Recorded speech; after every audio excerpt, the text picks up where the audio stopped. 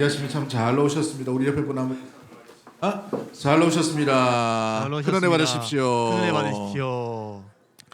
네, 오늘 본문의 말씀을 통해서 성령을 쫓아 행할 때 맺는 열매 충성에 대해서 함께 말씀을 나누도록 하겠습니다. 성령의 열매 중에 7번째 해당되는 것이 충성이라는 말씀이 열매이죠. 충성은 사전적인 의미로 보면 진정으로 우러나는 정성이다. 정성이 충성이다라고 사전적 의미로 이렇게 되어 있습니다. 한문을 보면 이 가운데에 마음 심자에 또 이 뭐예요? 또 가운데 중자 이렇게 되어 있죠. 또 말씀 언변에 이룰성이라고 되어 있습니다. 이 풀이에 보면 자신이 한 말을 이루는 일에 마음이 좌로나 우로나 치우치지 않는 것, 이걸 충성이라고 이 한자 의미로 풀이해 보면 그렇게 되는 것이죠. 구약에는 이 충성이라는 단어를 아만이라고 씁니다. 아만, 충실하다, 신실하다. 아만 하니까 어느 단어가 생각나지 않습니까? 우리가 자주 많이 쓰는 아멘이라는 거죠. 진실로 그러합니다.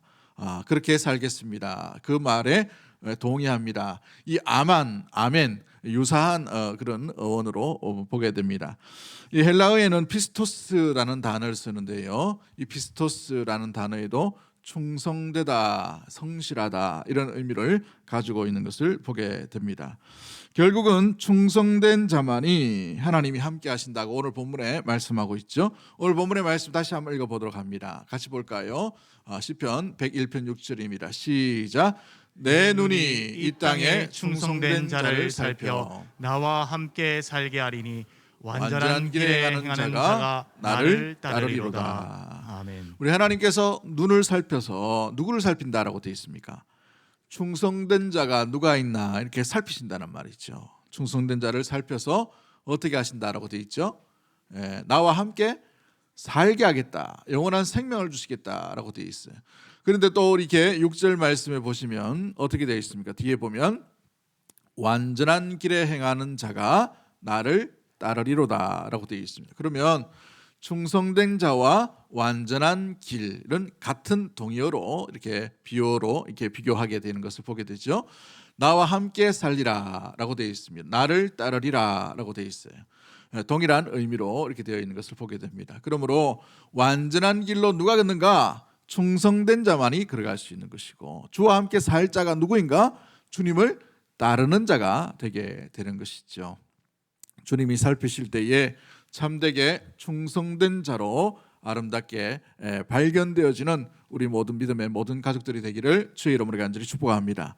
그 인생과 그 삶은 결국은 주와 함께 동행하는 자와 주를 따르는 자요, 주와 함께 살아가는 놀라운 일, 복의 놀라운 축복을 받게 되는 일들이 일어나게 되지요.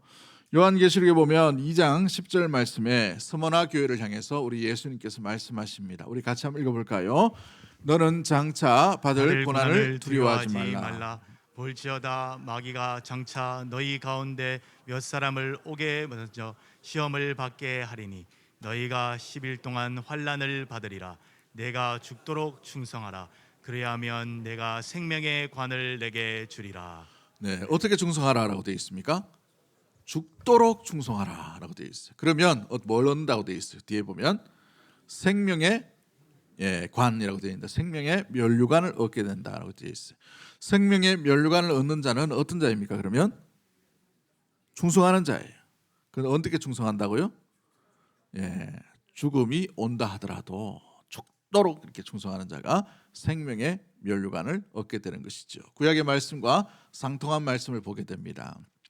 여호와께서 그 눈으로 살펴보아서 충성된 자를 발견할 때에 그 충성된 자를 하나님과 함께 살게 하겠다, 생명의 관을 주겠다, 죽도록 충성하는 자에게 생명의 면류관을 주겠다라는 말씀이죠. 주님은 교회와 성도들에게 주인이신 하나님께서 하나님께 충성하기를 원하시는 줄 믿습니다. 그러므로 충성된 자를 찾고 있다는 거예요. 교회가 누가 충성된 자인가, 성도 중에 누가 충성된 자인가, 그렇죠? 겉모습만 이렇게 번들어한 것이 아니라 마음 가운데 중심으로 정말 주님을 아름답게 좌로나 우로나 치우치지 아니하고 주의 온전한 그 뜻을 이루기 위해 한결같이 한 걸음같이 나아가는 충성된 자를 살펴보실 때에 그 살펴보심 가운데에 여러분이 발견되어져 가게 되기를 주의 이름으로 간절히 축복합니다.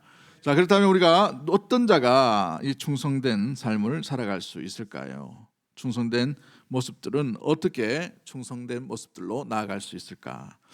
충성의 열매는 성령의 열매입니다. 그러므로 성령의 열매라는 말은 성령과 함께할 때에 열매를 맺는다는 말이에요. 우리가 보통 말씀을 나누고 또 말씀을 읽다 보면 열매의 목적을 두고 읽을 때가 많이 있어요. 급한 거죠. 우리가 이런 열매도 있고 저런 열매도 있고 오래 참음도 있고 온유도 있고 사랑도 있고 인내도 있고 절제도 있고 양선도 있고 충성도 있는데 열매에 포커스를 맞출 때가 있지만 성경은 항상 강조점이 앞에 있습니다. 그 앞에가 뭐냐 하면 성령의 열매예요. 무슨 열매라고요?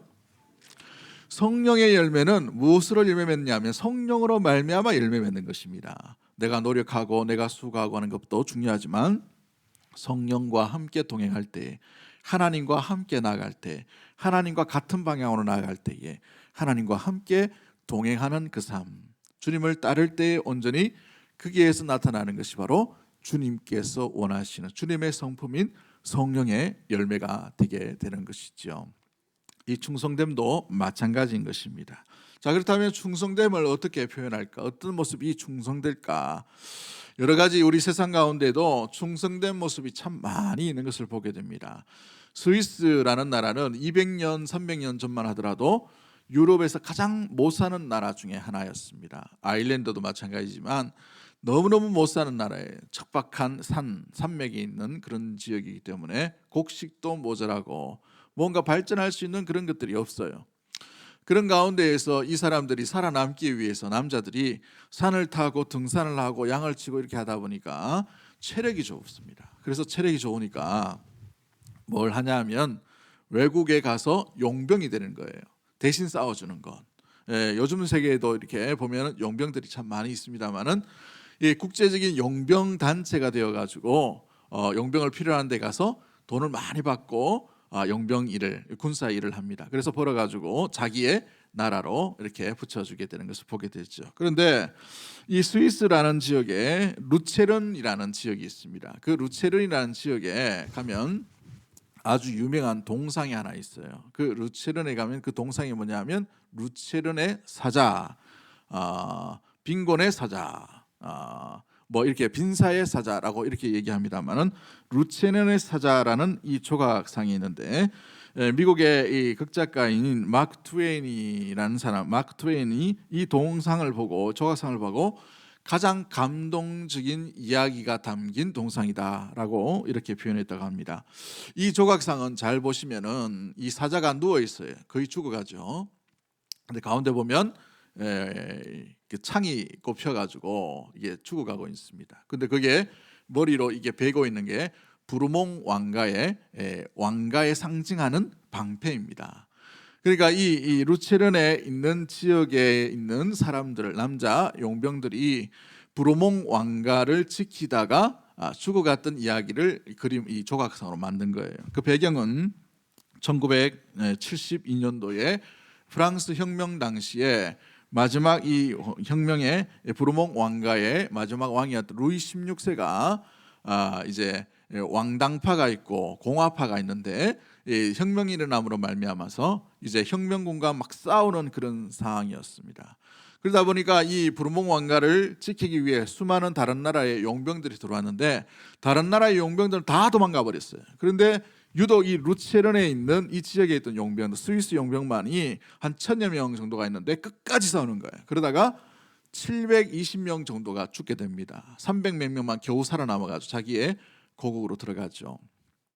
그런데 이 싸울 때에 이 왕이었던 루이 16세가 자기도 미안한지 우리나라 일인데 이 외국 용병이 죽는 것이 좀 그렇게 해서 너희도 다른 용병들처럼 떠나라라고 이렇게 해산 명령을 내립니다.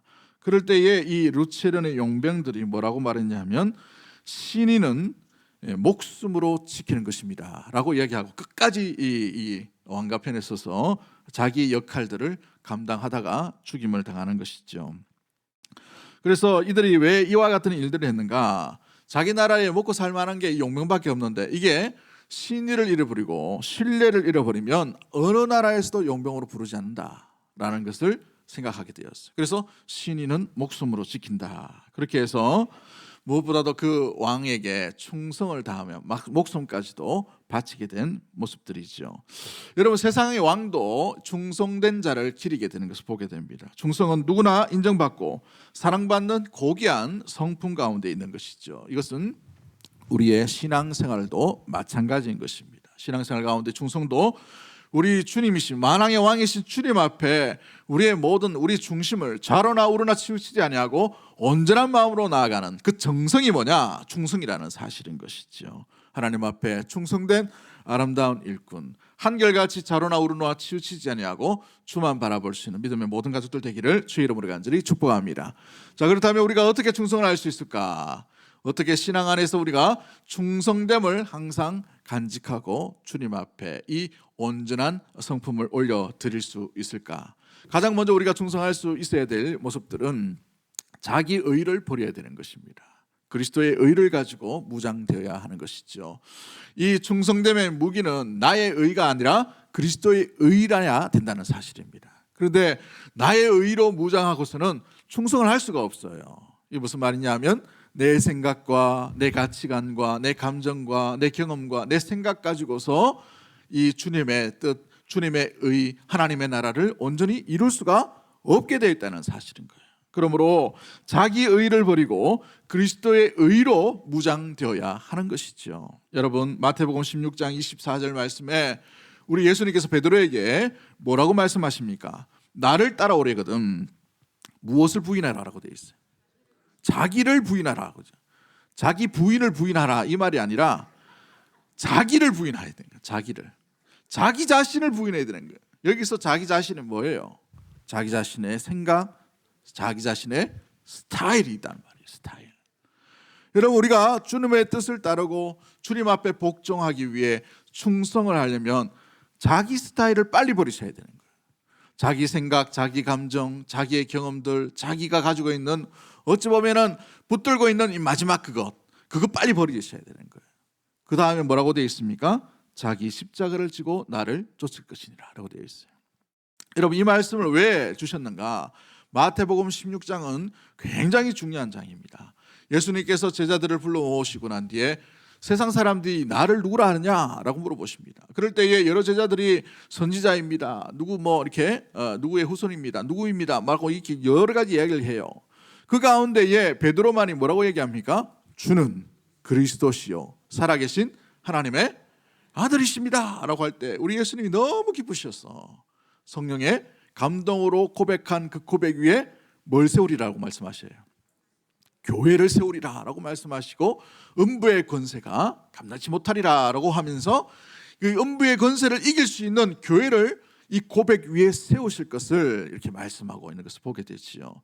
굉장히 많은 베드로가 지금까지 예수님을 따라오면서 칭찬받는 놀라운 베드로가 드러나는 그런 모습이었어요. 그런데 이 말씀하시고 난 뒤에 우리 예수님께서 뭐라고 말씀하십니까? 내가 곧 십자가에 달려 죽을 것이다. 죽는다라고 얘기하시는 거죠. 죽음의 방법, 이를 위해 내가 죽으러 왔다라고 이렇게 말씀하십니다. 그럴 때에 베드로가 또 먼저 나서죠. 뭐라고 말합니까? 그리하지 마옵소서라고 합니다. 왜 지금 교회가 세워지고 자기 하나의 자리가 이제 세워지고, 그죠?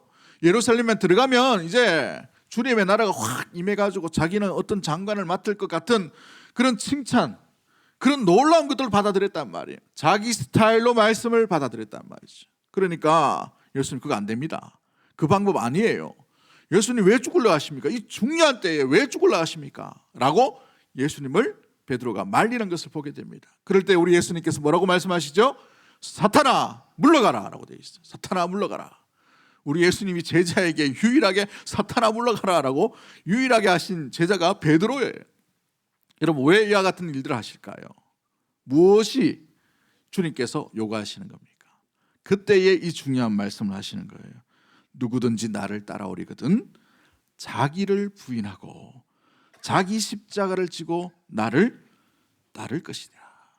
자기 스타일 가지고 자기 경험 가지고 자기 어떤 생각을 가지고 주님을 따를 수가 없는 거예요. 주님께 충성할 수가 없는 거예요. 충성이 될 수가 없는 것이죠. 지 것 가지고 지 스타일 가지고는 주님의 나라 의를 이룰 수가 없다는 것입니다. 주의 명령도 온전히 따를 수가 없게 되는 것이죠. 마찬가지입니다.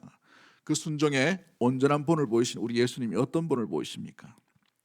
요한복음 5장 30절 말씀에 내가 아무것도 스스로 할 수 없노라 듣는 대로 심판하노니 나는 나의 뜻대로 하려 하지 아니하고 누구의 뜻대로 한다라고 되어 있어요.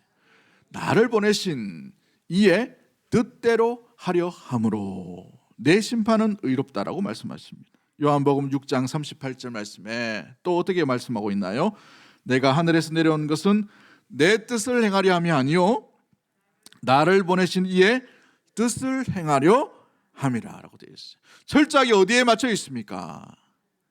하나님의 뜻, 하나님의 의, 하나님의 말씀에 포커스를 맞춰 있는 것을 보게 되죠. 이 말씀을 순종하기 위해 충성되게 우리 예수님이 그 길을 걸어가고 있는 것을 보게 됩니다. 그 부끄러운 십자가 앞에서도 마찬가지죠. 마태복음 26장 39절 말씀에 이 십자가 앞에서 우리 예수님께서 어떤 선택을 합니까? 심히 고민하여 죽게 되었느라 고민하고 너무 가슴 아픈 것이죠. 죽음 앞에 누가 마음 가운데에 근심이 없는 사람이 누가 있겠어요? 우리 예수님도 마찬가지입니다. 육신으로 오셨기 때문에 마찬가지죠. 그런데 그 결정적인 순간 가운데 우리 예수님 어떻게 하십니까? 마태복음 26장 39절 말씀에 나의 원대로 마옵시고 누구의 원대로요? 아버지의 원대로 하옵소서. 그 십자가를 온전히 짊어지는 충성됨의 아름다운 본을 온전히 보여주셨다라는 사실인 것입니다. 그렇습니다. 누가 주님께 충성할 수 있는가? 충성의 열매를 어떤 자가 믿는가? 어떤 자가 맺을 수가 있는가?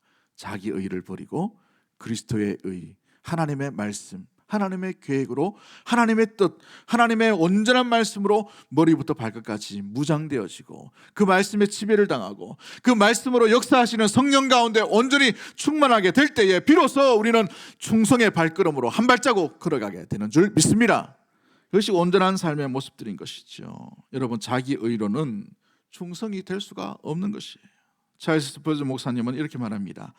자기 의를 추구하는 교만한 자들은 구원의 은혜에 복종하지 않는다라고 되어 있어요. 이게 무슨 말이냐 하면 쉬운 말로 말하면 자기 하나님의 말씀보다 자기 의와 자기 스타일이 더 강하면 무엇에 복종하지 못하는 거예요? 구원의 은혜, 주의 귀한 복음의 말씀에 복종할 수가 없는 것이죠. 왜요? 자기가 더 옳기 때문에 그래요. 그리스도의 복음이 더 옳은 줄 믿습니다. 그 복음 안에 우리가 무엇보다도 우리의 생각과 우리의 마음과 우리의 감정이 그곳에서 지배를 당하고 자기를 부인하고 온전히 쫓아야 되는데 그 복음 가운데 온전히 무장돼야 돼. 그러므로 말미암아 우리가 온전하게 주님 앞에 충성되게 나아갈 수 있게 되는 것이죠. 여러분, 민수기의 말씀을 보시면 우리 하나님께서 충성되다라고 이렇게 말씀하신 한 구절 나옵니다. 12장 7절 말씀에 내 종 모세는 그렇지 아니하니 그는 내 온 집에 충성함이라 라고 되어 있어요. 그런데 이 배경을 보시면 모세가 구스 여인을 취하게 됩니다. 그렇죠? 나이 80이 넘었는데 여러분, 구스 여인을 새롭게 취했어요. 다른 사람은 몰라도 옆에 있는 자기 가족 누나인 미리암과 아론이 이 일에 대해서 막 이 모세를 비난하는 것이죠. 비난이 설득력이 있습니다. 이성적으로 때로는 보면은 글싸하고 맞아요. 어찌 보면은 그 나이 돼 가지고 지금 중요한 이 시국에 구스 여인을 아내로 취해 가지고 지금 뭐 하는 짓이고라고 이렇게 할 수가 있단 말이죠. 그런데 이 원망과 비난하는 소리를 누가 들으십니까? 하나님이 들으셨다라고 되어 있어요. 하나님이 들으시고 모세와 미리암과 아론을 회막 가운데로 부르셔요. 부르시고 난 뒤에 그 부르심의 자리에서 따로 미리암과 아론을 따로 부르십니다. 구름 기둥 사이에서 서신 우리 하나님께서 따로 부르셔요. 수많은 선지자들과 내가 만나서 대화하지 않았느냐, 그죠? 이렇게 쭉 이야기하시면서 그러나 내 종 모세와는 그렇게 뜨문뜨문 꿈으로, 뜨문뜨문 말씀으로, 뜨문뜨문 어떤 기적으로 만난 것이 아니라 대화하면서 만났다. 다르다는 거예요. 다르다. 왜요? 충성되기 때문에 그런 거예요. 하나님의 보실 때에 하나님의 스타일 철저하게 맞는 것이죠. 모세를 보십시오. 40세에 부름받은 것이 아니에요. 힘이 빠져버리고 이제 아무것도 할 수 없다는 80세에 떨기나무에서 하나님을 만나게 됩니다. 지팡이를 보여주셔요. 왜 지팡이를 보여주실까요? 네가 아무것도 아니야. 너는 하나님의 지팡이밖에 되지 못한단다. 철저하게 그것을 인식시키시고 난 뒤에 그를 애굽으로 보내시는 것을 보게 되지요. 누구만 의지하라고요? 하나님만 의지하라고. 누구의 말씀만 전하라고요? 하나님의 말씀만 전하라고. 이게 하나님의 스타일인 거예요. 여러분, 때로는 우리가 하나님을 오해할 때가 있어요. 물론 우리의 은사를 사용하시고 우리 스타일을 사용하시고 우리의 모든 것들을 사용하실 수 있는 하나님이십니다. 그러나 구원의 계획, 구원의 뜻, 구원의 온전한 방향들, 십자가의 방법들 가운데에 사람이 할 수 없게끔 인생 가운데 가장 미련한 방법인 십자가를 지게 하시는 그 하나님의 계획이라는 거예요. 그 구원의 방법이 아들을 십자가에 못 박는 방법입니다. 우리 이성으로 생각이 됩니까? 우리의 계획으로, 우리의 마음으로 용납이 되나요? 안 되는 거예요. 그러나 하나님은 하나님의 뜻을 온전히, 주님께서 온전히 그것을 순종하기를 원하신다는 사실입니다. 사랑하는 성도 여러분, 그러기에 주님 앞에 끝까지 충성하고 온전하게 충성하려면 우리의 의를 내려놓지 못하면 결국은 그것 때문에 넘어질 수밖에 없어요. 하나님, 이건 아닌 것 같은데요. 이 정도는 아닌 것 같아요. 때로는 불합리한 상황을 만날 수가 있어요. 때로는 설득력을 잃어버린 그런 경우들을 만날 때가 있단 말이죠. 그렇죠? 그러나 그때에 하나님은 그 성도와 그 믿음의 심령이 무엇을 선택하는가를 보고 계시는 거예요. 우리 자신을 부인해야 합니다. 우리 자신의 의를 내려놓아야 합니다. 그리스도의 의, 하나님의 말씀, 하나님의 뜻이 무엇인지를 기억하고 그 뜻에 맞추어서 하나님 스타일로 나가셔야 되는 거예요. 그것이 바로 충성된 삶의 온전한 모습이 되어가는 것이죠. 두 번째 우리가 기억해야 될 것이 무엇입니까? 어떻게 충성할 수 있나요? 성실함으로 충성할 수가 있게 됩니다. 성실함이 충성으로 나아가는 방향이기 때문에 그러한 것이죠. 이 성실함의 충성의 방향은 어떤 모습일까요? 성실함의 방향은 바로 작은 것에 충성하느냐. 그 작은 일에 충성하는 것이 큰 일에도 충성할 뿐만 아니라 그 작은 일에도 충성함으로 말미암아 그 작은 것을 놓치지 아니하고 묵묵히 성실하게 살아갈 수 있게 되는 것이죠. 이 피스토스라는 헬라어 단어, 이 충성되다라는 단어에는 성실이라는 단어가 포함되어 있습니다. 성실과 신실함으로 우리는 충성되게 살아갈 수 있게 되는 것이죠. 누가복음 16장 10절 말씀에 지극히 작은 것에 충성된 자는 큰 것에도 충성되고 지극히 작은 것에 불의한 자는 큰 것에도 뭐한다라고 되어 있어요? 불의하다라고 되어 있어요. 여러분, 달란트의 비유를 보십시오. 마태복음 25장 달란트의 비유. 유대인들이 이 달란트의 비유를 들었을 때 어떤 생각이 들었을까요? 여러분, 성경을 좀 다양하게 다이나믹하게 이렇게 성경을 읽으시면 굉장히 은혜가 많이 되고 또 쉽게 이해가 될 때가 있어요. 여러분, 달란트라는 이 값어치가 얼마 정도 될 것 같습니까? 여러분 집에 갑자기 1억 주면은 좋아하겠죠, 그죠? 1억 지금 나도 있는데 뭐 이런 사람이 있을 수도 있겠는데, 그죠? 만약에 100억을 준다 하면 생각합시다. 우리 수성구 사셔가지고 뭐 100억 하니까 놀라지도 않네. 여러분 집에 100억을 주시고 누가 이 집에는 200억을 줬어요. 요 집에는 500억을 줬어요. 그러면 첫 번째 마음은 어떤 마음이 들어야 됩니까? 너무 큽니까? 100억 주고 200억 주고 500억 주면 어떤 마음이 들어요? 처음에 공짜로 준다 해도 이렇게 뭐 감사하는 마음이 들어야 돼요. 그 정도 규모입니다. 우리 예수님께서 비유를 할 때 달란트의 비유는 당시에 계산할 수 없는 놀라운 가치의 가치. 누가복음에는 이걸 고울로 바꾸십니다. 한 고울 맡은 자, 세 고울 맡은 자, 10고울 맡은 자, 5고울 맡은 자, 뭐 이렇게 나눠요. 고울을 맡는다. 대구시 맡나, 서울, 대전, 광주, 뭐 경산, 뭐 이런 5개의 고울을 맡았다 생각해 보십시오. 이건 우리가 맡을 수 없는 상상을 초월하는 규모가 되지 않습니다. 우리 예수님이 가장 극적인 비유로 하시기 위해 달란트라는 것을 비유로 하시는 거예요.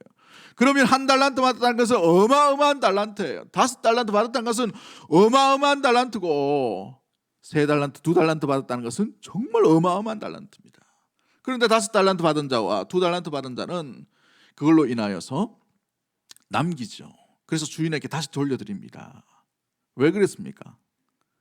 주인을 온전히 신뢰하고 주인을 온전히 따랐기 때문에 그런 것이죠. 주인을 오해하지 않았다는 거예요. 그런데 1달란트 받은 자는 어떻게 합니까? 주인을 어떻게 하죠? 주인을 옹색한 자라라고 이렇게 합니다. 인색한 자다라고 되어 있어요.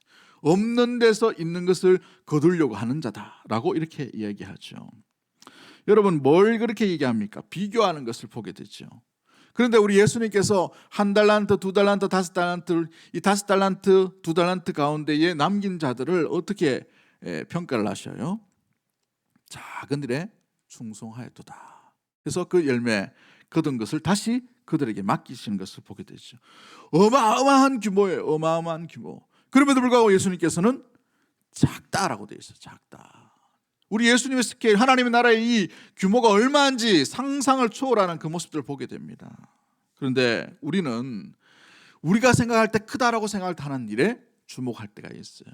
거기에 초점 맞출 때가 있단 말이에요. 거기에 사람들의 이목이 들어갈 때가 있단 말이죠. 거기에 사람들의 어떤 주목을 끌 때가 있단 말이죠. 그런데 우리 주님이 살피는 곳은 작은 일이라는 거예요. 그러므로 교회 안에 어떤 일도 주님이 보실 때 작은 일입니다. 목사가 하는 일도 작은 일이에요. 성도가 하는 일도 작은 일입니다. 공사를 하는 일도 작은 일이에요. 여러분, 예배드리는 일도 작은 일일 수 있어요. 부엌에 봉사하는 일도 작은 일일 수 있습니다. 힘든 일도 작은 일일 수 있어요. 목사가 하는 모든 설교의 사역들도 작은 일일 수 있어요. 그런데 그 일에 충성했나, 성실함으로 나갔나, 주인을 오해하지 아니하고 온전히 그 일로 나갔는가, 그걸 보신다는 것이죠. 일에 크고 적음이 아니에요. 주목받느냐 주목받지 못하느냐, 그 일이 아니라는 것이죠. 그러므로 말미암아 우리에게 주시는 이 귀한 작은 일에 우리가 평소에 어떻게 했는가. 여러분, 이 작은 일, 예배 그린 가운데 우리는 어떤 자세로 예배 준비했는가, 그죠? 예배 앉을 때에도 마찬가지고 예배 오기 위해서 어떤 준비를 했는가, 마음 가운데 어떤 준비를 하고 왔는가. 여러분이 삶의 일터 가운데에서 생활 가운데 일을 할 때에 그 일 가운데 직장의 일이고 세상의 일이지만 그 일 가운데 주님이 부르신 줄 알고 그 일 가운데 나에게 맡겨주신 그 일 가운데 어떤 마음으로 했는가. 직장 상사 하나 감동시키지 못하면 어떻게 될까요? 직장에서 인정 온전히 받지 못하는 것, 오늘 우리가 오해받을 수가 있어요. 그런데 그 일 가운데 성실함은 잊지 말아야 되는 것이죠. 주님은 그걸 보신다는 거예요. 그 태도를 보신다는 것이죠. 어느 분은 화장실 청소하시는 분이 있고, 오늘같이 이렇게 더운 날 국수 삶는 것은 옷 하나 들고 와야 돼요. 땀으로 쭉 이렇게 하죠, 그죠? 여러분, 국수 받을 때 항상 감사하다고 이렇게 이야기하고 받으셔야 돼요. 그런 마음으로 다 드시고 계시죠? 늘 먹는 국수라고, 그죠? 오늘은 좀 불었네, 이렇게 하지 마시고 늘 감사하는 마음. 그런데 이 봉사하시는 분들은 땀이 전단 말이에요. 그 작은 일에 여러분, 그 일들 가운데에서도 어떻게 성실한 마음으로 우리에게 주신 그 놀라운 일들이죠. 부교육자로 사역할 때에 이 교회가 좀 크다 보니까 여러 일들이 교육자들에게 있어요. 새벽 기도 끝나고 출근해가지고 밤 9시, 10시 이렇게 일할 때가 있었습니다. 와, 진짜 힘들더라고요. 힘든데 제가 정말 좋아하고 관심 있는 그 일을 맡기시면 참 신나게 2박 3일도 밤새워가지고 막 만들어가지고 새롭게 하고, 성도들도 그렇게 하고 막 이렇게 여러 가지 플랜을, 계획을 세우고 하면 좋은데 꼭 싫은 것만 다 맡기시더라고요. 꼭 싫은 건 하기 싫은 거예요. 잘 드러나지도 않고 굳은 일이에요. 근데 그걸 잘해야 돼요. 그 일에 마음 가운데 감사함으로 꾸준하게 성실하게 순정함으로 하셔야 돼요. 그래야 그 다음에 더 큰 일도 신뢰하고 맡기시는 것이죠. 여러분이 지금 일이, 여러분의 지금 직장이, 여러분의 지금 상황이 작은 일이라고 생각되십니까? 거기에서 주님의 테스트를 통과할 수 있게 되기를 주의 이름으로 간절히 축복합니다. 그러면 주님께서 그 작은 것 중에도 더 큰 것을 주님께서 맡겨 주실 줄 믿습니다.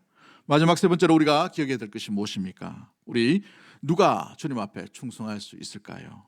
진정한 충성은 하나님의 살아계심을 실제로 믿는 자가 충성할 수 있게 됩니다. 이 피스토스라는 단어에는 세 번째 의미가 믿음이라는 단어를 가지고 있어요. 믿음. 여러분 한번 보시면 누가 충성을 할 수 있을까? 그렇죠? 충성할 수 있는 그런 모습은 충성할 수 있는 대상에 대한 신뢰와 밀접한 관계가 있어요. 그 주인을 믿느냐, 주인을 믿지 못하느냐, 주인을 신뢰하느냐, 주인을 신뢰하지 못하느냐, 여기에 따라서 충성이 할 수 있는가, 충성을 할 수 없는가가 구분될 수가 있게 되는 것이죠. 왜 우리가 충성하다가 실족에 빠집니까? 왜 멈춰버리나요? 마음 가운데 왜 시험거리가 오게 되나요? 우리가 기대한 것, 우리가 의미하고 우리가 바라보는 그것에 대한 어떤 보상과 그 어떤 의미가 채워지지 못하고 있기 때문에 그런 거예요. 우리의 기대가 있다는 것이죠. 그것은 곧 주인을 오해하고 있다는 거예요. 주인을 의심하고 있다는 거예요. 주인을 신뢰하지 못한다는 거예요. 주인을 믿지 못한다는 거예요. 내가 이렇게 충성했는데, 내가 이렇게 봉사했는데, 내가 이만큼 했는데 주님 뭡니까? 이렇게 막힐 수가 있나요? 이런 병을 올 수가 있나요? 왜 이렇게 어렵게 되나요? 내 인생이 왜 이렇게 꼬입니까? 왜 자녀가 이런 어려움 가운데 가게 되나요? 내 인생이 왜 이렇게 하이웨이처럼 고속도로처럼 확장 열리지 않냐고, 왜 이렇게 구분 이렇게 고생하게 되는 이런 막힘과 어려움이 네 가운데 오게 되나요? 하나님, 너무 과한 것 아닙니까? 너무 심한 것 아니세요? 주님, 너무해도 너무하신 거 아닙니까? 라고 하나님을 오해한다는 것이죠. 의심한다는 사실인 거예요. 여러분, 때로 여러분 하나님 앞에 섭섭함이 남아 있을 수가 있게 됩니다. 그 섭섭함은 주님 앞에 원망으로 나가게 되고, 주님을 무엇보다 마음 가운데에 온전하게 충성되지 못하게 만들어버리는 저항과 같은 일들이 일어나게 되는 것이죠. 여러분, 고린도전서 4장 2절과 요한계시록 2장 10절 말씀에 맡은 자에게 구할 것은 충성이라고 말하고, 요한계시록 2장 10절 말씀에는 죽도록 충성하라 라고 되어 있어요. 그런데 여기에 보시면 이 계시록 2장 10절 말씀에 마지막 구절에 보시면 죽도록 충성하라 라고 끝이 나는 것이 아니에요. 그 뒤에 뭐가 있습니까? 그리하면 내가 생명의 관을 내게 주시리라. 그러면 반대로 말하면 누가 죽도록 충성할 수가 있는 거예요? 생명의 면류관을 주실 분을 신뢰하고 믿으면 죽도록 충성하게 되는 것이죠. 하나님을 의심하고서는 하나님 앞에 충성할 수가 없어요.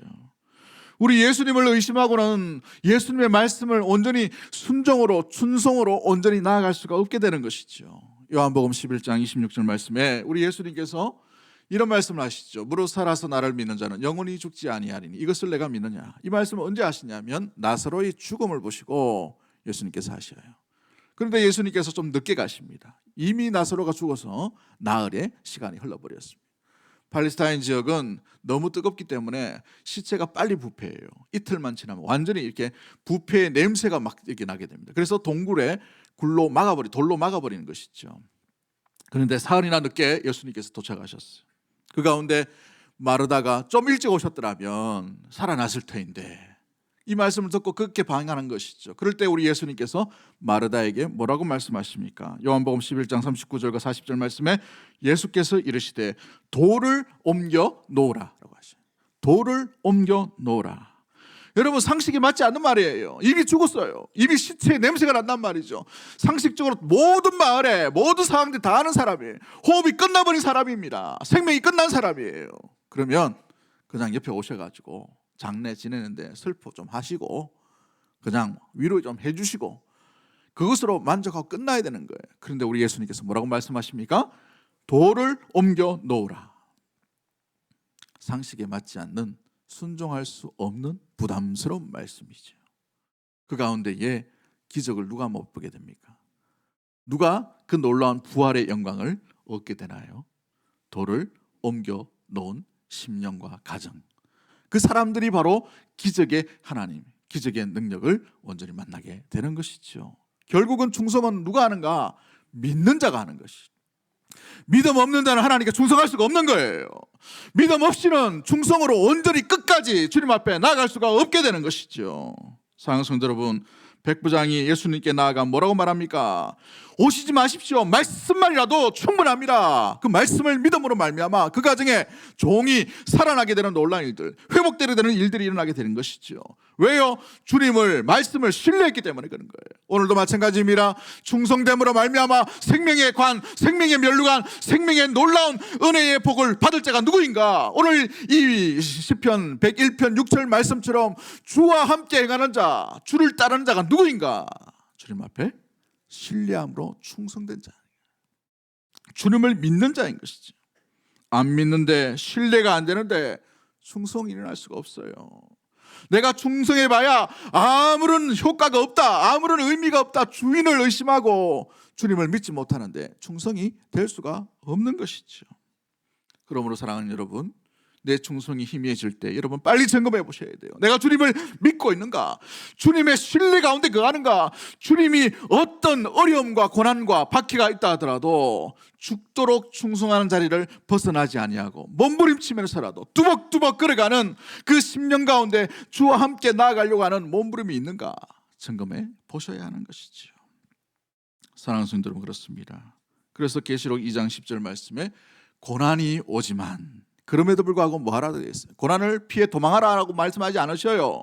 성도와 교회가 어떻게 해야 된다고 되어 있습니다. 고난 앞에 두려워하지 말고 그 가운데에서도 죽도록 충성하라. 왜요? 죽도록 충성하는 그것보다 더 놀라운 생명의 면류관을 우리 주 예수 그리스도께서 주실 분이라는 사실이에요. 할렐루야. 우리 하나님의 어떤 분인지를 알고 있다면, 우리 주 예수 그리스도께서 어떤 권한과 어떤 능력이 있는가를 안다면 우리의 삶이 변함이 없는, 항상 그 자리, 그 모습 가운데 주님 앞에 사람 보지 아니하고 환경 쳐다보지 아니하고 묵묵히 그 길을 온전히 걸어가게 될 수 있게 될 줄 믿습니다. AD 79년도에 이태리 폼페이라는 지역에 베니시오스라는 산이 있었어요. 그 산에서 화산이 터져버리겠죠. 용암이 급격하게 이 폼페이 이 대도시에 오게 되었습니다. 완전히 덮어버린 거죠. 사람들이 피할 수가 없게 나가게 되었습니다. 그래서 수많은 사람들이 화산에 의해서 죽음을 당하는 모습들을 보게 됩니다. 일상생활 하다가 그대로 묻혀버렸어요. 그래서 최근에 발견했던 이 고고학자들이 이 폼페이 지역을 발굴하다가 한 사람이 죽어있는 모습을 발견하게 됩니다. 가슴 아픈 뭉클한 모습으로 한 사람이 발견되었는데 폼페이 성 문을 지키는 보초병이었어요. 그런데 무기를 탁 들고 그대로 이렇게 굳어있는 그 모습을 발견하게 된 것이죠. 떠나지 아니하고 부동의 자세를, 그 자세로 죽어 있는 거예요.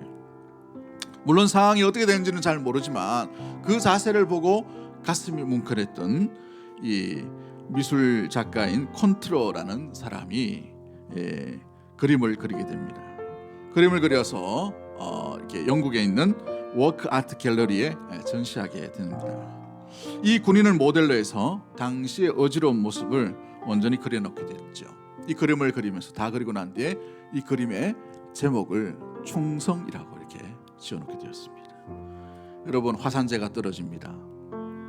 수많은 아비규환이 막 일어나고 있죠. 사람들이 살려달라는 비명 소리가 일어나요. 그러나 무기든 그 보초병은 명령이 없었기 때문에 그 자리를 온전히 지켜나가는 거예요. 자기에게 어떤 화산재가 덮여집니다. 그 뜨거움이 밀려와요. 그 고통과 아픔과 그 절규가 있는 그 가운데도 이 자리를 벗어나지 않는 것, 이게 충성인 것이죠. 사랑하는 성도 여러분, 때로는 우리가 오늘날 시대에 우리가 예수 믿는다고 박해나 또 목숨을 잃거나 재산을 빼앗기는 이런 상황이 우리 한국 사회에는 없어요. 대대적인 박해가 오늘 시대 가운데, 우리 시대에 특히 이 한국 땅에는 지금 일어나지 않고 있습니다만은, 그러나 이 새로운 시대, 이 놀라운 자유가 있는 이 시대에는 오히려 더 큰 어려움들이 우리 가운데 실제로 찾아오게 되는 것을 보게 됩니다. 그 일은 충성됨을 잊어버릴 가능성이 있다는 것이죠. 다양한 대안이 있어요. 다양한 가치관이 있습니다. 다양한 방법이 있어요. 다양한 스타일이 있습니다. 그러나 주님은 주님이 원하시는 방법, 주님의 의로 무장되고 주님을 신뢰함으로 말미암아 온전히 주님께서 주시는 그 작은 일에 오늘도 성실함으로 충성하고 있는지를 돌보고 있다는 사실이죠. 그 부르심 앞에 여러분의 그 어려움, 여러분의 그 연약함, 그 자리 가운데에서 주님이 주시는 그 아름다운 살펴보심의 그 자리 가운데에 충성됨으로 발견되는 우리 믿음의 모든 가정과 교회가 되기를 주의 이름으로 간절히 축복합니다. 고난이 와도 어려움이 와도 마음이 흔들린다 하더라도 우리가 있어야 될 그 자리는 주님이 기뻐하시는 그 충성의 자리인 줄 믿습니다. 주 성령과 함께 성령의 온전한 열매인 충성의 열매를 맺음으로 착하고 충성된 종아 내가 나를 위해 수고했다. 이 말씀이 우리 모든 성도들 가운데에 그날 그 아침에 들려지게 되기를 주의 이름으로 간절히 축복합니다. 그런 마음을 가지고 우리 예수 나를 오라 하네 우리 믿음으로 고백합니다. 찬송가 324장